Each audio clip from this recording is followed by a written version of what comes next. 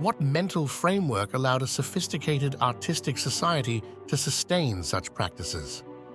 The answer lies partly in concepts alien to modern Western thought.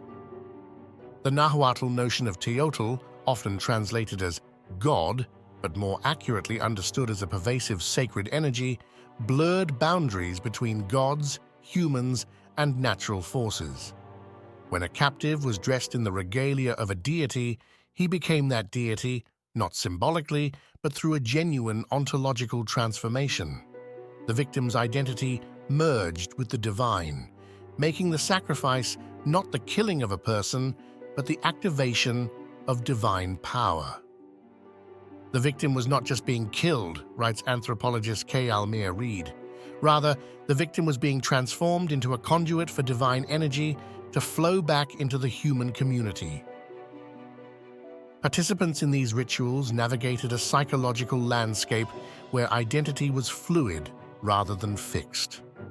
The warrior who captured an enemy knew his own eventual death might mirror his victim's.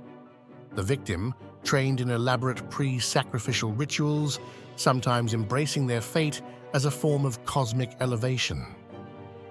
The witnesses, who would later consume ritual meals containing small portions of the sacrificed, participated in a communion that redistributed sacred energy. The omnipresence of death in Aztec art and architecture, from the skull rack, Tzompantli, displaying thousands of trophy heads, to the stone relief of the dismembered goddess Coyolxauhqui, normalized what we would consider extreme violence. Rather than being hidden, death was aestheticized, incorporated into the visual language of the sacred.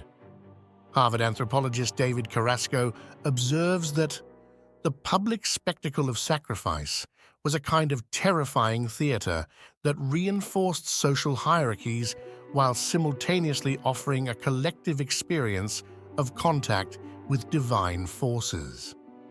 Not all sacrifices were alike. While the heart extraction atop pyramid temples captures modern imagination, it was one among many ritual deaths, each corresponding to different deities and calendar observances.